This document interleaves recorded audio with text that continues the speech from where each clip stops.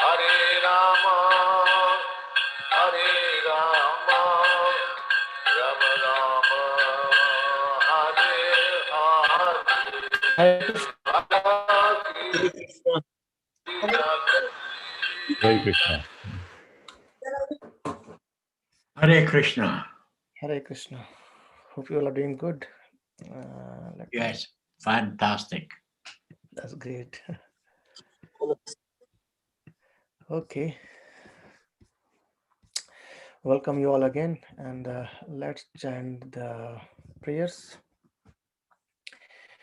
Om Namo Bhagavate Vasudevaya. Om Namo Bhagavate Vasudevaya. Om Namo Bhagavate Vasudevaya. Narayanam Namaskritya Naram Chaiva Narottamam Devim Saraswatim Vyasam Tato Jayamudire Nashtaprayesva Bhadreshu Nityam Bhagavata Sevaya Bhagavate Uttama Shloke Bhaktir Bhavati Naistiki Krishnaya Vasudevaya Devaki Nandanaya Cha Nandagopa Kumaraya Govindaya Namo Namaha Namaha Pankajanabhaya Namaha Pankajamaline Namaha Pankajanetraya Namaste Pankajangrehe Om Jnanatimirandasya Jnananjalakaya Chakshurunmritam Yena Tasmai Shri Gurve Namaha Shri Chaitanya Manobhishtam Sthapitam Yena Bhutale Swayam Rupa Kada Mahyam Dadati Sopadantikam Namo Vishnu Padaya Krishna Prasthaya Bhutale Srimate Bhakti Vedanta Swamin iti namine namaste Saraswati Devi Gauravani Pracharine Nirvishesha Shunyavadi Pashyata Desatarine Jai Shri Krishna Chaitanya Prabhu Nityananda Shri Advaita Gadadhara Srivasadi Gaura Bhakta Vrinda Hare Krishna Krishna Krishna Hare Hare Hare Rama Rama Rama Hare Hare. Hare Krishna everyone, and welcome you all on our ongoing discussion of Srimad Bhagavatam. So yesterday we have entered in, we are continuing on chapter Canto 6. So yesterday we could go through chapter number 9, and today we'll continue from I think was it 9.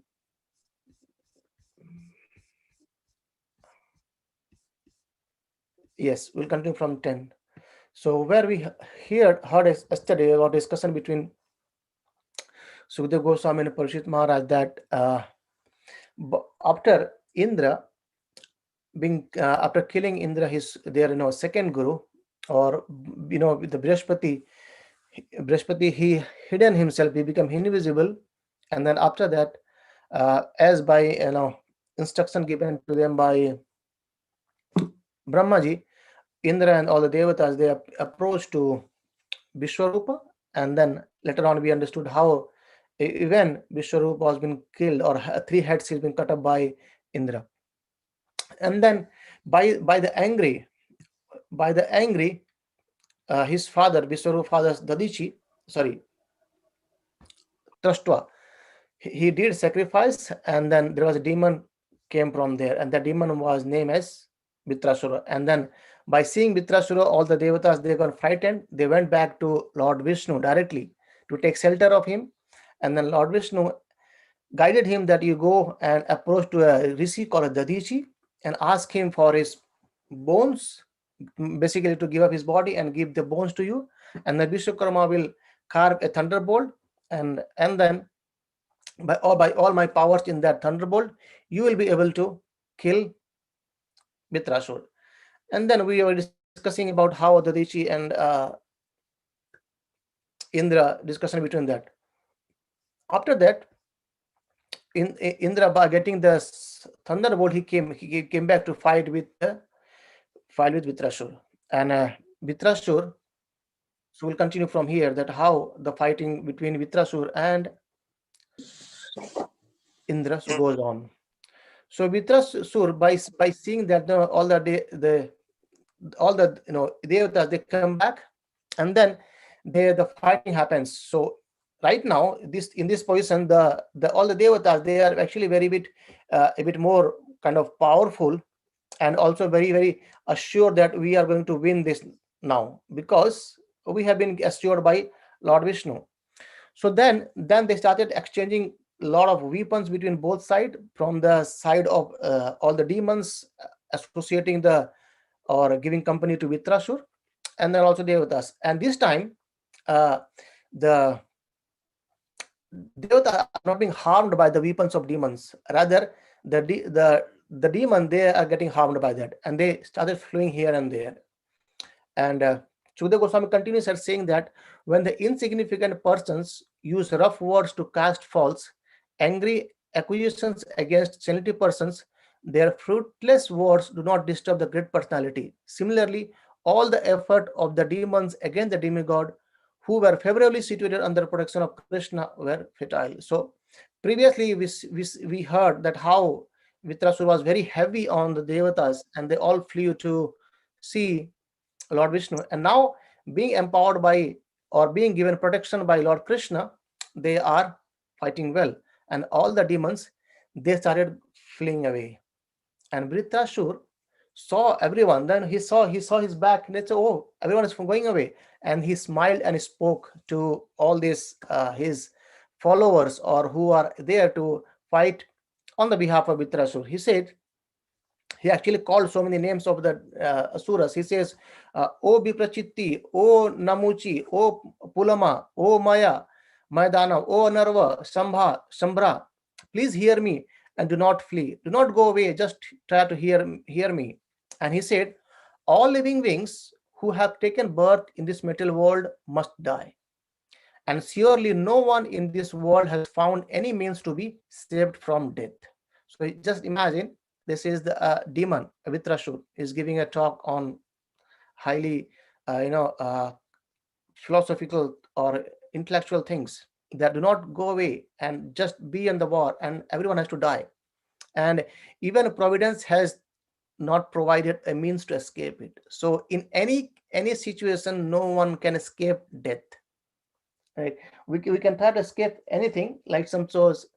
We when we go on vacation, actually we try to escape something, escape our daily busy schedule, escape our office work, and escape everything. We just go on a vacation.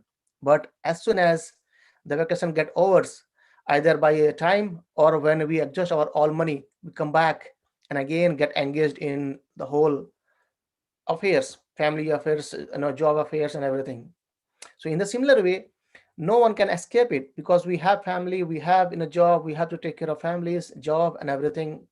In a similar way, death also cannot be avoided by any means. We understood earlier, as very Prabhupada used to give an examples that even if a millionaire and he gave an example like a son, he was millionaire and his father was about to die and he was very sick, and he went to the doctor and said that this is a blank check, and as much money you want to write it down, but save my father. But we all know it can't happen. So in a similar way, the thing which are past, a single second past, is cannot be retrieved back by all our opulences whatever we have, right? So, and at the end, no one can escape death. That's the kind of very harsh truth for everyone. No one can escape death. And that was being said by Vitrasur to all these demon friends. And he said, under the circumstances, death being inevitable, no one can avoid it. And he again glorified, say that no, if one can gain promotion to the higher planetary system and be always celebrated here by dying a suitable death, what man will not accept such a glorious death? So he's saying that if we get a chance to die, and by the death we can get the highest planet, then why to lose this kind of death? So there are two ways to meet a glorious death. What are those? Die absorbed in the thought of Supreme Personality of Godhead. Yam yam vapi saranabhavam. So whatever you think, we get that destination. We see in the glorious story of Bharat Maharaj, and then becoming a deer, and then Jad Bharat. So whatever the consciousness we have in our mind, we'll get the dead. And now Vitrasu is saying the thing that if someone die by absorbing in the thought of Lord Vishnu, Lord Krishna, Lord Hari, then That's the glorious. And the second type, he said that second type is to die in the battlefield or leading the army and never showing one's back. So he's actually trying to encourage his fellow mates that do not go away from the battlefield. Come here and fight. And even if you die here, you are going to get a glorious death. If you imagine, if we recap our Bhagavad Gita also, there also Krishna told the same thing to Arjuna. If you go away from this battlefield, you will get infamy. However, if you die, you can get higher planet, right? So it's a good opportunity for someone to die in the battlefield. And even if you see in our material life also now we can examples like the army people, they fight for the nation, isn't it? And when they die, they are being honored with so many medals, and then all glories given to them. So that is a glorious, because they have gave their life on the for some higher cause.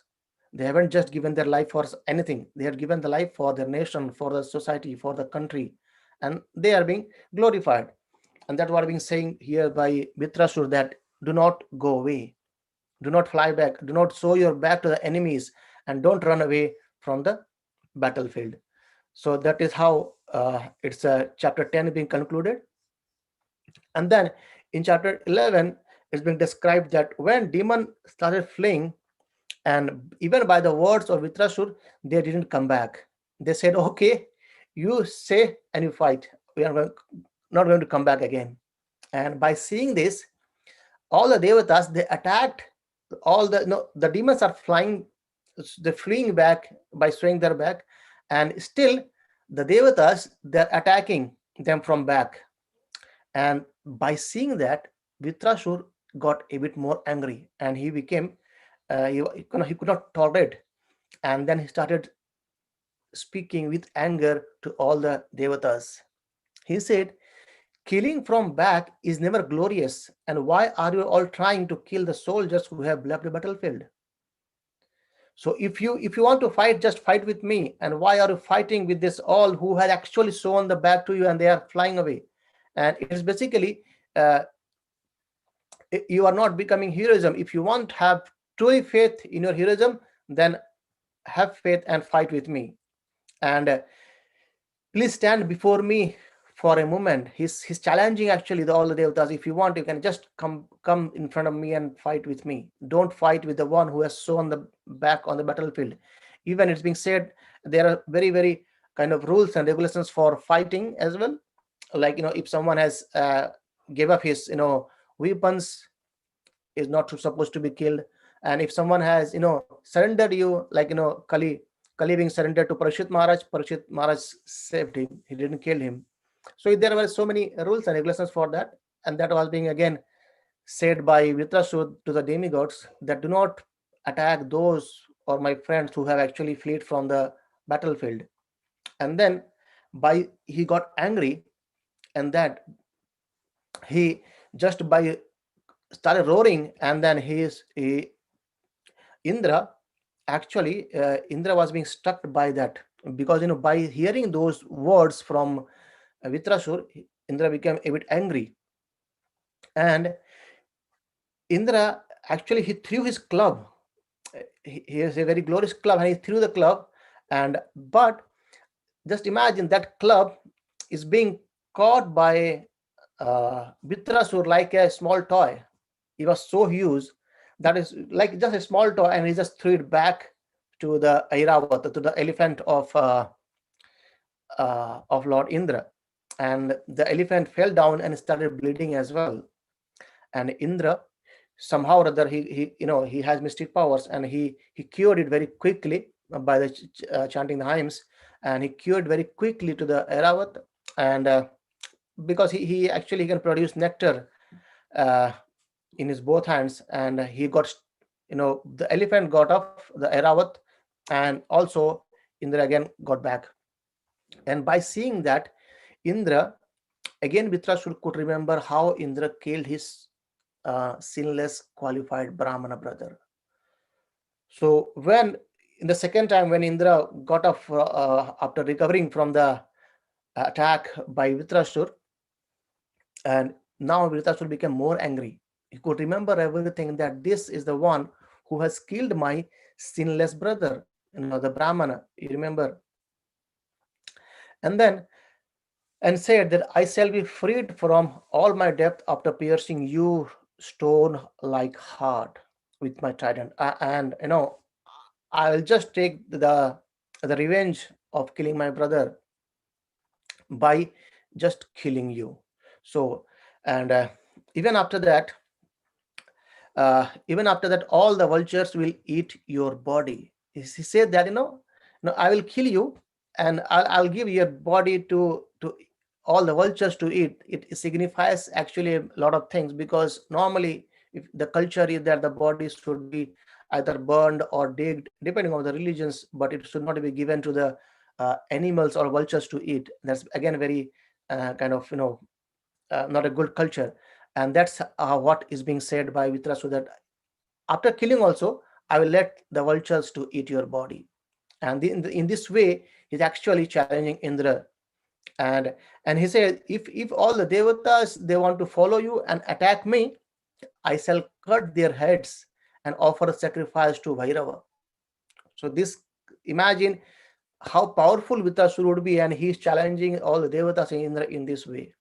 And again he said, however, if in this battle you cut my head with a thunderbolt, now the glorious or qualities of Vitrasur will come furthermore. He's saying, if in this battle, if you can cut my head with your thunderbolt, because he knew very well that the thunderbolt is being given to Indra by Lord Vishnu, and that is to kill me. And he's saying, I shall take pleasure in offering my body to vulture and jackals. So very first he's saying that I'll fight with you, I'll kill you, and I'll give your bodies to all the vultures to eat. And now he's saying that if you could manage to kill me by the thunderbolts you have got, and I shall get pleasure in that. Earlier he told, I will get, I will kill you with revenge, and then I'll get pleasure. And now he's saying, I'll get pleasure if you can kill me. And Vritasura in this way provokes Indra to attack him with the thunderbolt. But and he actually he assured Indra that it will not be useless. Earlier he threw the club, but the club was again, it became a toy for Vitrasur. And now he's saying that, don't worry, this thunderbolt will not become useless. Just imagine, Vitrasur had full confidence that no, this thunderbolt will actually kill me. But Indra still was fearing to throw that thunderbolt or attack thunderbolt to Vitrasur. And Prabhupada says Vitrasur was eager to be killed by the thunderbolt manufactured according to the Lord Vishnu's instructions, because he was sure that he would return home back to Godhead. And he was simply waiting for the opportunity of the thunderbolts being released. In fact, therefore, Vitrasur told Indra, if you want to kill me, since I am your enemy, take the opportunity and kill me. And you will gain victory, and I shall go back to Godhead. And your deed will be equally beneficial for both of us. So do it immediately. So even devotees glorifies here, saying that who wins?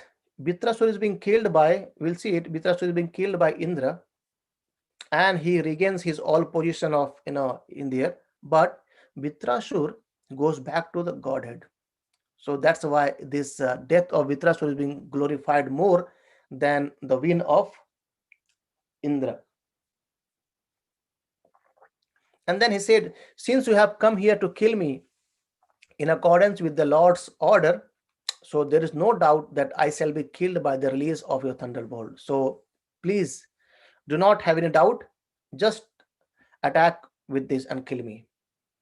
And again, he glorified that Lord Vishnu had sided you.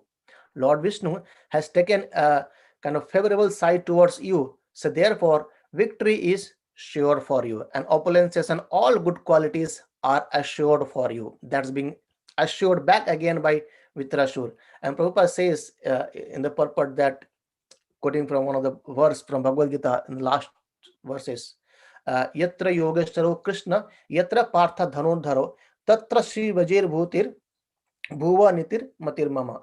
So Yatra Yogeshwara Krishna, wherever there is Krishna, and Yatra Partha Dhanodhara, and wherever a mystic, archer, uh, Arjuna is there, and both basically combining Krishna, and wherever there is his devotees, there is always certainly be opulences, victory, extraordinary power, and morality. So that is my opinion. That's what is being given by Sanjay, actually, this verse.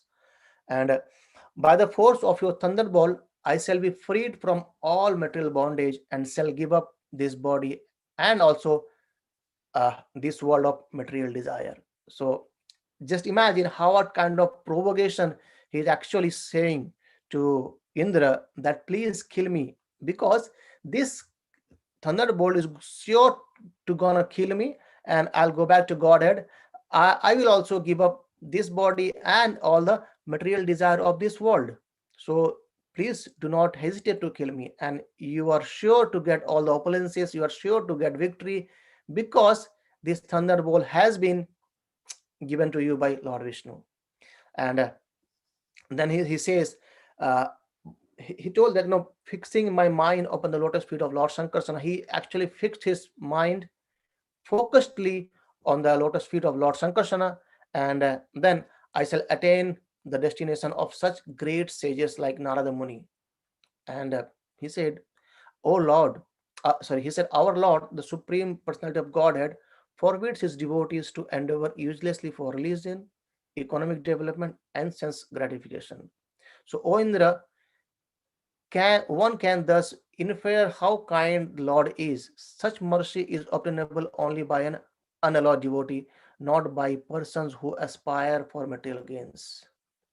So that's what Prabhupada writes, that this is the will or wish of a devotee, is to become unalloyed devotee of Lord, and they do not care much about sense gratification, economic development, and others. It all comes by the blessings of Lord Hari himself. And then Prabhupada again explains here very, very nicely that there are four kinds of objectives in human life, like dharma, artha, kama, and moksha. Dharma is religious activity, and artha is economic development, and kama is sense gratification, and moksha is liberation, or liberation from this bondage of material existence. And Prabhupada says people generally aspire for religiosity, economic development, and sense gratification. But a devotee has no other desire than to serve the Supreme Personality of Godhead, both in this life as well as in next life. So Vritrasur, however, being an unalloyed devotee, aspired only to serve Lord, and therefore the Lord arranged for him to go back to Godhead after his bodily bondage was destroyed by Indra. And Vritrasur requested Indra to release his thunderbolt against him as soon as possible, so that both he and Indra would benefit according to the providence or proportionate advancement in devotional service. And Prabhupada, there is a nice verse comes here. He says that is the sum and substance of devotional service.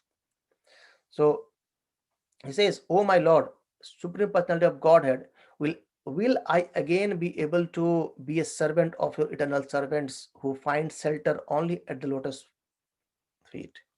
That's the prayer by Vitrasu to Lord Sankarsana, that am I be able to be a servant of your servant, right? It's not just directly being a servant of Krishna. He's saying, can I be a servant of your eternal servant?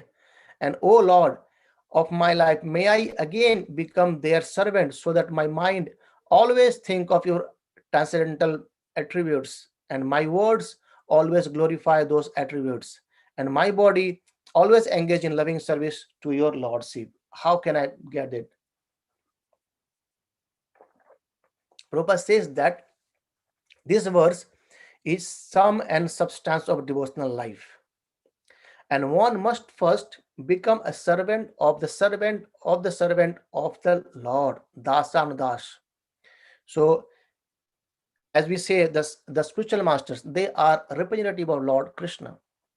And when we become a servant of spiritual masters, we actually become a servant of Krishna's servants to servants. And Chaitanya Mahaprabhu, he advised that he also showed by this own example that a living entity should always desire to be a servant of the servant of the servant of Krishna, the maintainer of gopis. Gopi bharto padakamalor das dasanu das. So that means that one must accept a spiritual master who comes in a disciplined succession and is a servant of the Lord. And under his direction, one must then engage one's three properties, basically the mind, body, and the words. And using that, the body should be engaged in physical activity under the order of the master, and the mind should think of Krishna, and the words should be engaged in preaching the glories of the Lord. And if one is thus engaged in loving service of the Lord, one's life becomes successful. So here in the battlefield, Vitrasur is, just imagine in the battlefield, Vitrasur is thinking about the Lord. Right? It's not that easy to think about Lord on the battlefield. And he is provoking his enemies to kill me because I am right now situated in the consciousness of Krishna.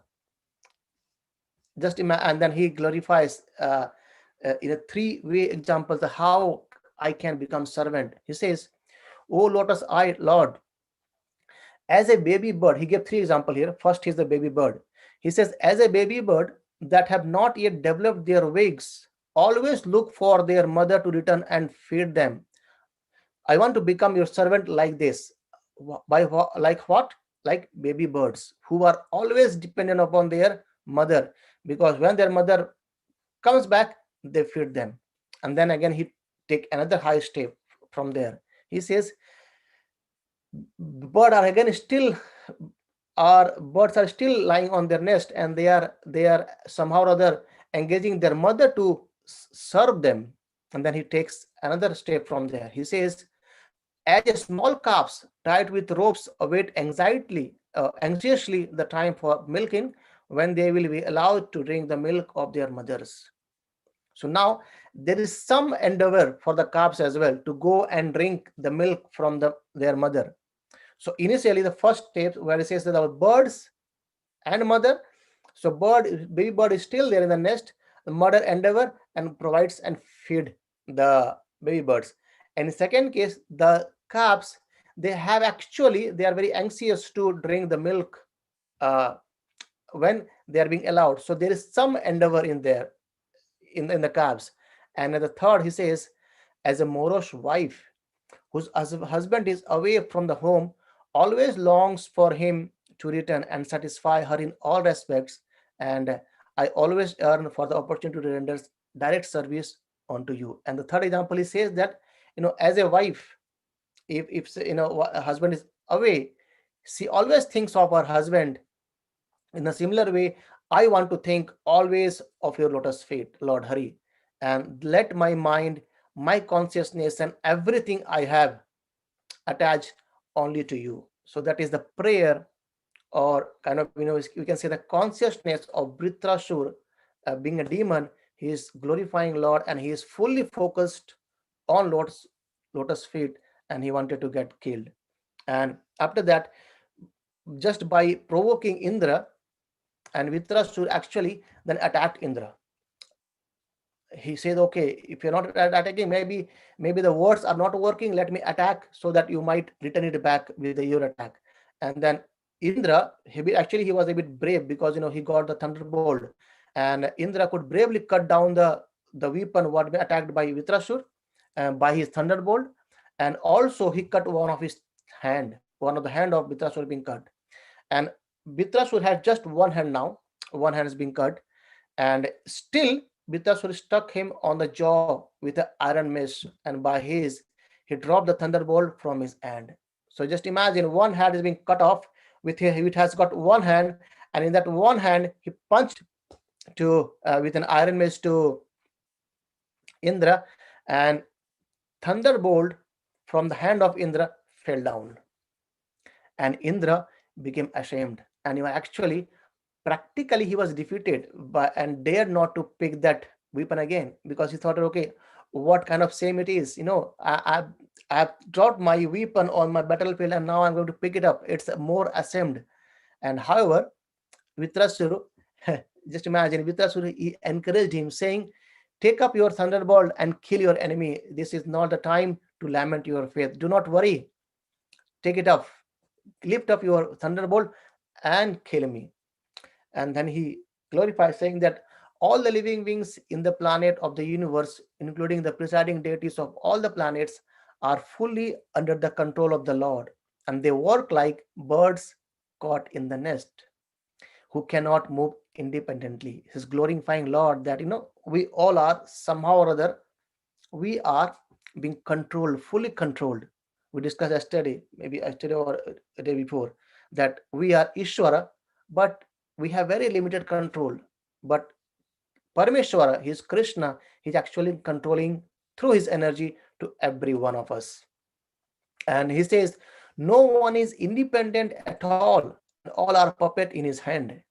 He says, O King Indra, as a wooden doll that looks like a woman, or as an animal made of grass and leaves, cannot move and dance independently, but depends fully on the person who handle it. We have seen the puppet show. Actually, the kids, they enjoy it, but actually the behind the scene, a person who is actually holding the ropes and he's moving the puppets. And all of us dance according to the desire of the supreme controller. So the personality of Godhead, so no one is independent. And that's again, Prabhupada writes in purport that this statement is being again confirmed by Chaitanya Mahaprabhu in Chaitanya Charitamrita. He says, Ekela Ishvara Krishna Ara Shabba Bharta Yara Ache Nachaye Ta Iche Kari Nritya. So Lord Krishna alone is the supreme controller, and all others are his servant, and they dance as he makes them to dance. And by saying that, Vitrasur attacked again. Vitrasur again attacked, and Indra could cut his another hand as well. So now both of the hands of Vitrasur are being cut by Indra using the thunderbolt. And then Sukadeva Goswami says that Vitrasur and Indra both spoke about devotional service even on the battlefield. Because Indra said, you are surmounted the illusory energy of the Lord, and hence you have given up the demonic mentality and have attained the position of an exalted devotee. And demons are generally in the mode of passion, but what a wonder you have adopted the mentality of a elevated devotee, and you have fixed your mind on supreme personality of Godhead. And as Sukadeva Goswami is saying that no, in the battlefield, still both Indra as well as Vitrasur, they are discussing about devotional service, or they are glorifying Lord Vishnu, or they are glorifying the activities of devotional service. And then even Vitrasur was actually very, very, very powerful in his physical strength and also influence. And he placed his lower jaw on the ground. We understood earlier that how big he was. And he placed one of his jaw on the ground and one of his jaw on the sky. And his mouth became very, very deep, like the sky itself. And his tongue resembled like a large serpent. And with his fearful, death-like teeth, he seemed to be trying to devour the entire universe. Thus, assuming a gigantic body, the great demon Vritrasura shook even the mountains and began crushing the surface of the earth with his legs. And as he were about to, like walking like an Himalayas, and he came before Indra and swallowed Indra. Just imagine, he actually swallowed Indra as well as the elephant Airavata, or both are being swallowed, and both are in the stomach of Vritrasura. So what happened next? So it's basically like, have you seen that python, they swallows, all the here and there things, even they can swallow the elephants. In a similar way, the Vritrasura took Indra as well as Airavat through his mouth in the belly. And but due to the protective armor of Lord Narayana, Indra didn't die, and with the help of thunderbolt, King Indra actually, though he was also very powerful, and he pierced the abdomen of Vitrasur and came out. So he was inside the abdomen of Vitrasur, and he was given a very wonderful weapon by Lord Vishnu, and that's going to be the cause of killing of Vritrasur. Then he took out that thunderbolt and pierced the abdomen and came out. And Indra uh, then immediately cut off the Vitrasur head, and which was as high as a peak of mountain. And it's been described, it took 1 year for Indra to cut down the neck, and then his head fell on the ground, and everyone celebrated the victory of Indra. And Sukadeva Goswami concludes this chapter saying that, O King Parushit, subduer of enemies, the living spark then came out forth from the Vitrasur body and returned home back to Godhead. While all the demigods looked on, he entered the transcendental world to become an associate of Lord Sankarsana. So, as the blessings given by Krishna earlier, that by this weapon you will be able to conquer or kill Vitrasur, and Vitrasur knew that by this, because the weapon is being given by Lord Vishnu, and there is no chance of me to be surviving, and let me surrender, let me focus myself onto Lord's lotus feet and come back to Godhead. And he actually went back to Godhead. And by that, Sukadeva Goswami said, after killing Vitrasur, everyone was very happy, but Indra was not happy. See, in the very first instance, Indra has offended his spiritual master Brahaspati, and then he killed. Because of that offense, with Brihaspati became invisible, and then he took shelter of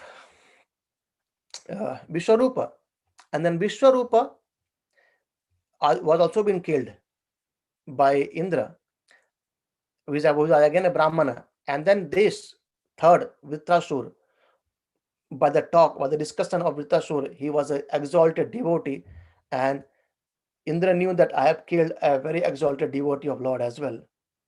And so he was not happy. And Parikshit Maharaj questioned and saying that what was the reason of his unhappiness, and please describe, I wish to hear. So we will discuss this chapter from tomorrow, maybe on Monday, that why uh, King Indra was not happy, and how he he got the sin of killing a Brahman again or a Vaishnava again. And we'll discuss from there tomorrow. Basically, that is chapter number 13, and a couple of more chapters are there. And also after this chapter again, uh, there's a question come by Parshit Maharaj that being a demon, they are always used to be in passion and ignorance. How could he remember? Or Vitrasur remember Lord Hari on the field of battle. And then Sukadeva Goswami narrates the story of Chitraketu. He was in his previous life as a Chitraketu. He was a very good devotee of Lord, and then by some curse he became Vitrasur. So we'll see that in our next sessions. And any questions or any thoughts? Hare Krishna, Prabhuji. Hare Yeah, just one question, Prabhuji. Like, we always in all these stories, we hear that Indra is sort of powerless, or he's always suffering, but yet he's like the king of Devtas. Aren't we undermining Devtas in a way, you know, where it's always like the demons who always are ruling and attacking and everything, and Indra is always like powerless, and every time it has to be saved by either Vishnu or uh, Mahadev. So, what is Indra's role, and why do we? Why is Indra even there in that case? Yes, Prabhu, very, very nice question actually. Yes, so even if you see the demons, even the demons, they get the power by serving the Lord only. So even the Sukracharyas, they do sacrifices for Lord Vishnu also, from Brahma. Even if you see Hiranyakashipu, he got all the power from Lord Brahma. And if you say Ravana, he got all his power from Lord Shiva. So all these, the power they get from them only. And uh, I do not know the exact answer for this question, why Indra being tormented all the times by all the devatas. I'll try to find the perfect answer for this. And but the one thing is that here, uh, these are all the pastimes of Krishna's, how he glorified, he used to glorify the devotees, even though in the form of demons. If someone can become a devotee, he can be glorious. If you go into when we see in the chapters Canto 7, actually in Canto 7, in early of Canto 7, the Narada Muni explains that the demons who are actually envious of Krishna, they are being glorified by Narada Muni, because they said that even the demons, they being the demon, and they wanted to kill Krishna or Vishnu, they always are absorbed in the remembrance of Vishnu, right? So we'll discuss on that in 7th canto, but I'll try to find the proper answer why Indra being not so much powerful to counteract the demons. Yeah, it's always like because if Indra is like the king of Devtas and all Yes, that, he's the king. Yeah. it sort of puts the entire clan of Devtas in a very inferior position than anybody. You know what I'm saying? It's Yeah, like I got a question. Yeah, definitely. So maybe to maybe make sure assure that there is someone more superior to them, and they are always being uh, they always take shelter of the one whom they are uh, they worship, and the one who they worship, Lord Krishna or Vishnu, they always protect them as well. And the other learning we can take from here, that the devotees, they are always being protected by Lord Vishnu. And even Prabhupada many times said that even in this world, we see so many demons in the form that they try to torment the devotees. And if someone try to preach about God consciousness, they are being tormented, but still Krishna protect them. A perfect example Prabhupada gives about the Jesus Christ. So he was actually giving the love of God for everyone. But see the condition of the people, uh, how he was being, nailed alive. So that's the thing, that the devotees are always being tormented by the demonic nature people, and those are all being protected by Lord as well. The devotees are. So even Krishna says that Parityanam sadhunam vinashaya cha duskritam. So I appear here to save my devotees as well as to kill the demons. But the real essence of coming here him is to protect the devotees, associate with the devotees. thank you, Prabhuji. But I'll try to find out the exact answer for your question as well. And any more questions? Yes, Prabhuji. Hare Yes. Krishna. Hare Krishna. So, Prabhuji, as we discussed last time, like if someone knows something, if someone has the knowledge, like Indra, he has the knowledge, even though he do so many things in his lifetime, doing like demonic things. So he has knowledge and he is doing the demonic things, and the demon don't know and they do the things. So knowingly doing something is more seen like on his behalf, even though Lord supports demigods. How it makes sense, like? Yes, very good question, Prabhu, because the seventh canto, it starts with the same question by Parikshit Maharaj, that how can Lord be biased to the devatas? So we'll discuss this in seventh canto properly, but that's a very good question. Again, see the thing that Prabhupada mentions in his many times in purport, also devotee says that whenever like Indra and Brahma, they do something, it looks like to be a sinful act, but for us it's a lesson. For us it's a learning that even exalted positions given to like Indra and Brahma, they also sometimes do this. Then we are fallen, and we can tend to do these mistakes. And the difference between these two, of Indra and Brahma and our is that if we do these kind of mistakes, we won't be able to recover ourselves. But Indra and Brahma, Lord Indra, Lord Brahma, when they do these mistakes, as soon as they revive, they get back to their positions. So they get back, they revive very well. Okay, I have done the mistakes and done. But as a living entity, it's difficult for us to revive back from there. So we have to take the learning very, very strictly that, these surroundings can hamper our devotional service very, very hardly. That's being mentioned by devotees many, many a time, that we should not try to offend uh, to Lord Brahma or Lord Indra, that beings though higher, still they are doing this kind of act. Rather than we take it as learning, that we should be very cautious in our own dealings. And the second question of yours is that how Krishna being favored to them, that we'll discuss in 7th canto. That's asked Parishit Maharaj to Sukadeva Goswami. Hare Krishna, Prabhuji. Thank you. Hare Krishna. And there was one more question actually in our chat. We'll discuss for 5 minutes, if that's all okay. And the question is, why do we chant 16 rounds of Mahamantra, or why it is a minimum? So the question is, why we chant 16 rounds. One rounds consists of 108 beats, and 16 rounds, it actually takes nearly 2 hours a day, every day. So why 16 rounds? So Chaitanya Mahaprabhu, he's in Sixthastakam, he said that Trinadapi Sunichena Tarorapi Sahisuna Amanina Manadana Kirtanya Sadahari. It means what? Trinadapi. So Trina means grass. So you should be kind of very humble, more humble than the grass.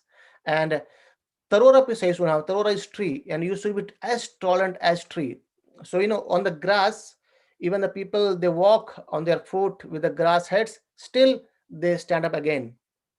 And in the similar way, the trees, irrespective of the weather, the cold or rainy or snowing or scorching heat, they stand there. So that's tolerant. And amanina, so do not basically do not feel that okay, I should be respected.